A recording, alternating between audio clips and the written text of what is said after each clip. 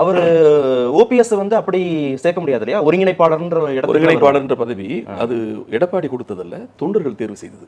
6 ஆண்டு காலத்திற்காக நடத்தப்பட்ட தேர்தல். அந்த தேர்தலிலே யாரும் எதிர்த்து போட்டியிடவில்லை. இருவரும் ஒருமுகமாக தேர்வு செய்யப்பட்டார்கள்.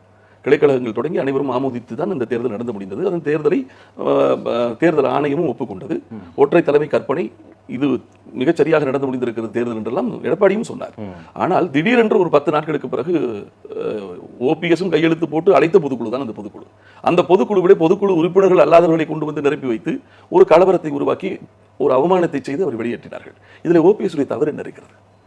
தேர்தலிலே தேர்ந்தெடுக்கப்பட்டார், பொதுக்குழு அழைப்புக்கு அவரும் கையெழுத்து போட்டார். அவரும் சேர்ந்து அந்த பொதுக்குழுக்கு வருகிற போது தனக்கு இப்படி ஒரு அவமானம் நடக்கப் போகிறது என்று தெரியாமலே வருகிறார். ஆக அவருக்கு இழைக்கப்பட்டது அநீதி. செய்தது யார்?